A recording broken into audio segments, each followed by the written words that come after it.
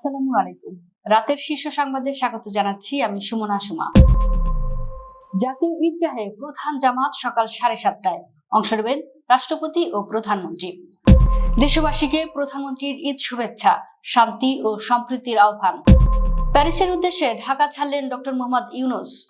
24 ঘন্টায় হাম ও উপসর্গে 5 শিশুর প্রাণ হারিয়েছে।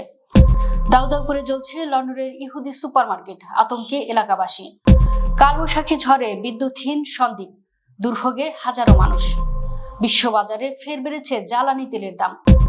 কাউন্টার নয়, মাঝপথেই বেশি ভাড়া আদায়ের চেষ্টা করছে বললেন সড়কমন্ত্রী। সাতক্ষীরায় শিবিরের কমিটি গঠন ঘিরে উত্তেজনা।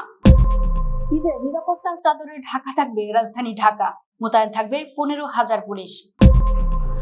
বাংলাদেশিদের জেলে নয়, সোজা বিএসএফ এর হাতে তুলে দেব, হুমকি শুভেন্দু অধিকারীর। কোরবানির পশুর হাট ঘুরে দেখলেন মার্কিন রাষ্ট্রদূত। শুনছিলেন শিরোনাম, এবার বিস্তারিত। আগামীকাল দেশ জুড়ে উদযাপিত হবে ঈদুল আজহা। ঢাকার দক্ষিণ সিটি কর্পোরেশনের ব্যবস্থাপনায় পবিত্র ঈদুল আজহা 2026 উপলক্ষে রাজধানীর জাতীয় ঈদগাহ ময়দানে ঈদের প্রধান জামাত সকাল 7:30টায় অনুষ্ঠিত হবে। এ উপলক্ষে সার্বিক প্রস্তুতি সম্পন্ন করেছে ডিএনসিসি। রাষ্ট্রপতি মোহাম্মদ শাহাবুদ্দিন এবং প্রধানমন্ত্রী তারেক রহমান সহ মন্ত্রী পরিষদের সদস্য, বিচারপতি, রাষ্ট্রের গুরুত্বপূর্ণ ব্যক্তিবর্গ ও বিদেশি কূটনৈতিকরা জাতীয় ঈদগাহ ময়দানের এই প্রধান জামাতে অংশ নেবেন বলে আশা প্রকাশ করেছেন ডিএনসিসির প্রশাসক বীর মুক্তিযোদ্ধা মোহাম্মদ আব্দুস সালাম। প্রশাসক জানান, আধুনিক সুযোগ সুবিধা, নিরাপত্তা ব্যবস্থা এবং নারী পুরুষদের জন্য পৃথক ব্যবস্থাপনার মাধ্যমে ঈদ জামাতকে সুশৃঙ্খল ও আরামদায়ক করতে ব্যাপক আয়োজন করা হয়েছে। ইসলামিক ফাউন্ডেশনের জনসংযোগ কর্মকর্তা জানান, বাইতুল মোকাররম জাতীয় মসজিদের খতিব মুফতি মুহাম্মদ আব্দুল মালেক প্রধান জামাতে ইমামতি করবেন।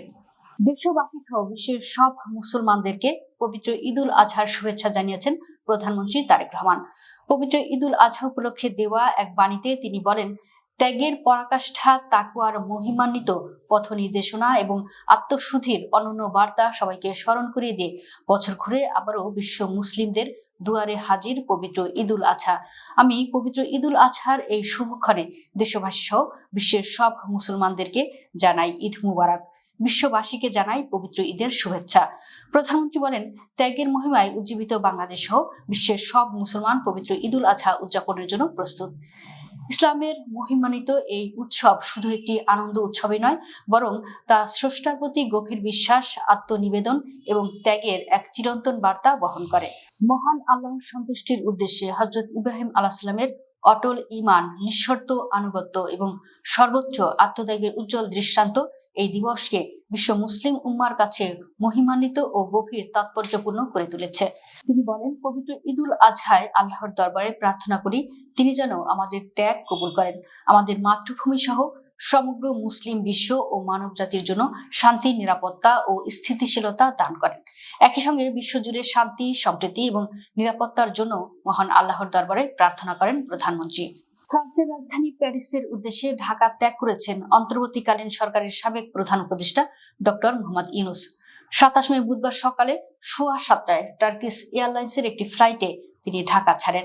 পথে তুরস্কের ইস্তাম্বুলে ট্রানজিট নিয়ে তার প্যারিসে পৌঁছানোর কথা রয়েছে। শাহজালাল আন্তর্জাতিক বিমানবন্দরের একটি সূত্র এ তথ্য নিশ্চিত করেছে। বিমানবন্দরে ডক্টর মোহাম্মদ ইউনূসকে ভিআইপি মর্যাদা দেওয়া হয়। সূত্র জানায়, আজ সকালে ডক্টর ইউনূস টার্কিশ এয়ারলাইন্সের ফ্লাইটে ইস্তাম্বুলের উদ্দেশ্যে ঢাকা ত্যাগ করেন। তবে তার এ সফরের উদ্দেশ্য বা নির্ধারিত কর্মসূচি সম্পর্কে তাৎক্ষণিকভাবে বিস্তারিত জানা যায়নি। 2024 সালের ছাত্র জনতার গণঅভ্যুত্থানের পর গঠিত অন্তর্বর্তীকালীন সরকারের প্রধান উপদেষ্টা হিসেবে ডক্টর মোহাম্মদ ইউনূস দায়িত্ব গ্রহণ করেন ওই বছরের 8 আগস্ট। পরবর্তীতে 2026 সালের 12 ফেব্রুয়ারি বাংলাদেশে দ্বাদশ জাতীয় সংসদ নির্বাচন অনুষ্ঠিত হয়। নির্বাচনের পর 17 ফেব্রুয়ারি 2026 তারিখে নতুন নির্বাচিত সরকারের কাছে প্রধান উপদেষ্টা ডক্টর মোহাম্মদ ইউনূস আনুষ্ঠানিকভাবে ক্ষমতা হস্তান্তর করেন। সারা দেশে গত 24 ঘন্টায় হাম ও উপসর্গ নিয়ে 5 শিশুর মৃত্যু হয়েছে। একই সময় নতুন করে আক্রান্ত হয়েছে 1118 জন। তাদের মধ্যে নিশ্চিত হাম বলে শনাক্ত করা হয়েছে 62 জনকে। 27 মে বুধবার স্বাস্থ্য অধিদপ্তরের সর্বশেষ প্রতিবেদন থেকে এসব তথ্য জানা গেছে। প্রতিবেদন থেকে আরো জানা যায়, হামে এবং হামের উপসর্গ নিয়ে গত 2 মাসে সারা দেশে 560 শিশুর মৃত্যু হয়েছে। এর মধ্যে নিশ্চিতভাবে হামে মৃত্যু হয়েছে 88 শিশুর, আর হামের উপসর্গ নিয়ে মারা গেছে 472 জন। লন্ডনের উত্তর পশ্চিমে গোল্ডার্স গ্রিন এলাকায় একটি বাণিজ্যিক ভবনে বড় ধরনের অগ্নিকাণ্ড হয়েছে। আগুন নেভাতে ইতিমধ্যে অন্তত 100 জন দমকল কর্মী ও 15টি অগ্নি নির্বাপক ইঞ্জিন কাজ করছে। অনলাইন টেলিগ্রাফ এই খবর দিয়েছে। প্রতিবেদনে বলা হয়েছে, গোল্ডার্স গ্রিন রোডের পোশার কিংডম নামের ওই ইহুদি সুপার মার্কেটের পেছনের অংশে প্রথমে আগুনের সূত্রপাত হয় বলে ধারণা করা হচ্ছে। লন্ডন ফায়ার ব্রিগেড জানিয়েছে, তারা বুধবার সকাল 6টা 47 প্রথম জরুরি কল পেয়েছে।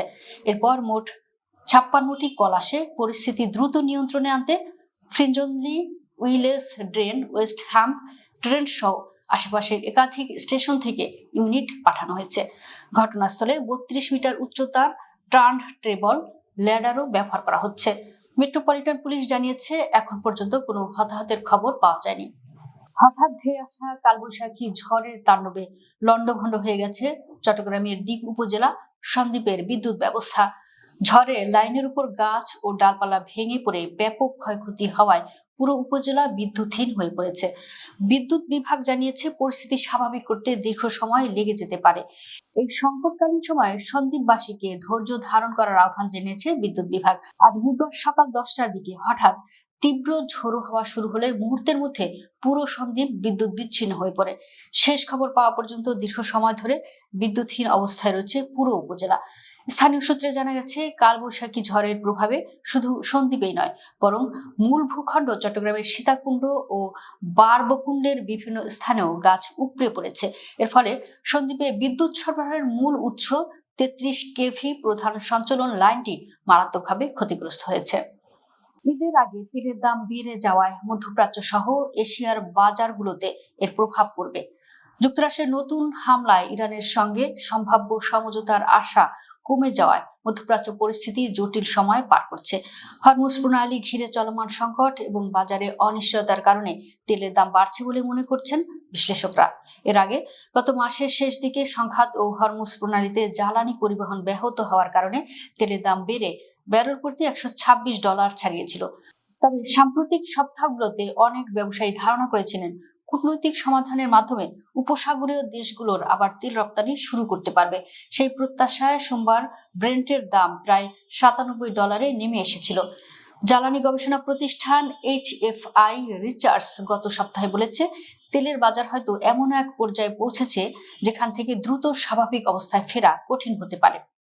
বাড়তি ভাড়া আদায়, ঈদযাত্রায় সড়কের চাপ ও পরিবহন ব্যবস্থাপনা নিয়ে সরকার কঠোর নজরদারিতে রয়েছে বলে জানিয়েছেন সড়ক পরিবহন ও সেতুমন্ত্রী শেখ রবিউল আলম। তিনি বলেছেন, যাত্রীদের তাড়াহুড়ো ও চাপকে সুযোগ হিসেবে নিয়ে কিছু অসাধু ব্যক্তি মাঝপথে অতিরিক্ত ভাড়া আদায়ের চেষ্টা করছে। তবে অভিযোগ পেলেই ব্যবস্থা নেওয়া হচ্ছে এবং জরিমানাও করা হচ্ছে। 27 মে বুধবার রাজধানীর মহাখালী বাস টার্মিনাল পরিদর্শন শেষে সাংবাদিকদের সঙ্গে আলাপকালে মন্ত্রী এসব কথা বলেন। তিনি জানান, ঈদযাত্রা নির্বিঘ্ন রাখতে সরকার সার্বক্ষণিকভাবে পরিস্থিতি পর্যবেক্ষণ করছে এবং বিআরটি এর কেন্দ্রীয় মনিটরিং সেল থেকেও সার্বিক তদারকি করা হচ্ছে। মন্ত্রী বলেন, কাউন্টারগুলোতে নির্ধারিত ভাড়ার বাইরে অতিরিক্ত টাকা নেওয়ার অভিযোগ এখন পর্যন্ত খুব বেশি পাওয়া যায়নি। তবে মাঝপথে যাত্রীরা দ্রুত গন্তব্যে পৌঁছাতে যে কোনো বাসে উঠতে চাইলে কিছু ক্ষেত্রে সুযোগ নিয়ে বেশি ভাড়া আদায়ের ঘটনা ঘটছে। সাতক্ষীরা দেবহাটায় ছাত্র শিবিরের কমিটি গঠনকে কেন্দ্র করে উত্তেজনা এবং জেলা নেতাদের অবরুদ্ধ করে রাখার ঘটনা ঘটেছে। পরে পুলিশ ও জামায়াত নেতাদের হস্তক্ষেপে কয়েক ঘন্টা পর জেলা শিবিরের নেতাদের উদ্ধার করা হয়। 27 মে বুধবার দুপুরে উপজেলা সখীপুর মাদ্রাসায় এ ঘটনা ঘটে। স্থানীয় সূত্রে জানা গেছে, দেবহাটা উপজেলার দক্ষিণ শাখার সভাপতির দায়িত্ব স্থগিত করাকে কেন্দ্র করে উত্তর ও দক্ষিণ শাখার কয়েকজন নেতাকর্মী পদত্যাগপত্র জমা দেন। পরে জেলা ও কেন্দ্রীয় কমিটি সেই পদত্যাগপত্র গ্রহণ করে। এরই ধারাবাহিকতায় বুধবার সখীপুর ফাজিল মাদ্রাসায় নতুন কমিটি গঠনের জন্য জেলা শিবিরের সেক্রেটারি, জেলা অর্থ সম্পাদক ও মাদ্রাসা বিষয়ক সম্পাদক সেখানে যান। এ সময় নেতাকর্মীদের সদস্য পদ বাতিলের বিষয়ে স্পষ্ট কোনো ব্যাখ্যা না নেওয়ার উপস্থিত নেতাকর্মীদের মধ্যে ক্ষোভের সৃষ্টি হয়। এক পর্যায়ে কয়েক দফায় হট্টগোলের ঘটনা ঘটে। পরিস্থিতি নিয়ন্ত্রণে আনতে দেবহাটা উপজেলা জামাতের সেক্রেটারি এমাদুল হক সহ বেশ কয়েকজন সেখানে যান। তবে প্রথম দিকে তারা পরিস্থিতি শান্ত করতে ব্যর্থ হন। পরে খবর পেয়ে ঘটনাস্থলে পৌঁছান দেবহাটা থানার ওসি রেজাউল করিম। পরে পুলিশ ও জামায়াত নেতাদের হস্তক্ষেপে পরিস্থিতি নিয়ন্ত্রণে আসে এবং অবরুদ্ধ জেলা নেতারা সেখান থেকে বের হয়ে যান। ঈদের দিন ঢাকা মহানগরীতে 15,000 পুলিশ সদস্য দায়িত্ব পালন করবেন বলে জানিয়েছেন ডিএমপি কমিশনার মুসলিউদ্দিন আহমেদ। এছাড়া পবিত্র ঈদুল আজহাকে কেন্দ্র করে রাজধানীতে ব্যাপক নিরাপত্তা ব্যবস্থা নেওয়ার কথাও জানিয়েছেন তিনি। সেই সঙ্গে জাতীয় ঈদগাহ ও রাজধানীর বিভিন্ন ঈদ জামাতকে ঘিরে 4 থেকে 6 স্তরের নিরাপত্তা বলয় গঠন করা হয়েছে। 27 মে বুধবার জাতীয় ঈদগাহ ময়দানে অস্থায়ী পুলিশ কন্ট্রোল রুমে ট্রাফিক ম্যানেজমেন্ট প্ল্যান নিয়ে আয়োজিত এক মিডিয়া ব্রিফিং এ তিনি এসব কথা বলেন। ব্রিফিং এর আয়োজন করে ডিএমপি ট্রাফিক রমনা বিভাগ। এতে স্থানীয় সরকার, পল্লী উন্নয়ন ও সমবায় প্রতিমন্ত্রী মীর শাহ আলম, ঢাকা দক্ষিণ সিটি কর্পোরেশনের প্রশাসক মোহাম্মদ আব্দুস সালাম সহ সংশ্লিষ্ট কর্মকর্তারা উপস্থিত ছিলেন। ভারত বাংলাদেশিদের আর জামাই আদর করবে না বলে জানিয়েছেন পশ্চিমবঙ্গের মুখ্যমন্ত্রী শুভেন্দু অধিকারী। তিনি বলেন, আমরা পুলিশকে বলে দিয়েছি জেলে পাঠাতে হবে না, আইনে নেই, সরাসরি পুলিশ নেবে এবং বিএসএফ এর হাতে তুলে দেবে। দেশের পয়সায় খাবে, ওষুধ দেওয়া হবে, জামা কাপড় পরবে কেন? 26 মে মঙ্গলবার নদিয়া, হুগলি ও উত্তর 24 পরগনা জেলার কর্মকর্তাদের নিয়ে কল্যাণীতে এক প্রশাসনিক বৈঠক শেষে সাংবাদিকদের সঙ্গে আলাপকালে তিনি কথা বলেন। শুভেন্দু দাবি করেন, রাজ্যের উত্তর 24 পরগনা জেলার বসিরহাট মহকুমার হাকিমপুর চেকপয়েন্টে বিপুল সংখ্যক অবৈধ বাংলাদেশি জড়ো হয়েছেন। তাদের উদ্দেশ্যে তিনি হিন্দিতে বলেন, জলদি জলদি ভাগো, নেহি তো जो करना है সরকার করেগা। ঢাকায় নিযুক্ত মার্কিন রাষ্ট্রদূত ব্রেন্ট ক্রিস্টেনসেন ঈদুল আজহা উপলক্ষে পশুর হাট ঘুরে দেখেছেন। 27 মে বুধবার মার্কিন দূতাবাসের ফেসবুক এক বার্তায় এসব তথ্য জানানো হয়। পোস্টে রাষ্ট্রদূত লিখেন, পরিবারগুলো যখন ঈদুল আজহার প্রস্তুতি নিচ্ছে তখন কোরবানির পশুর হাটের প্রাণবন্ত পরিবেশ কাছ থেকে দেখার অভিজ্ঞতা দারুণ ছিল। সবাইকে আনন্দময় ও শান্তিপূর্ণ ঈদের শুভেচ্ছা। দর্শক, ভিডিওটি শেষ পর্যন্ত দেখার জন্য আপনাকে অসংখ্য ধন্যবাদ। নিত্য নতুন ভিডিও পেতে আমাদের ইউটিউব চ্যানেলটি সাবস্ক্রাইব করুন এবং নিয়মিত নোটিফিকেশন পেতে বেল বাটনটি ক্লিক করুন। আমাদের ফেসবুক পেজটি ফলো করুন। এছাড়াও আমাদের ভিডিও লাইক, কমেন্ট ও শেয়ার করুন। আল্লাহ হাফেজ।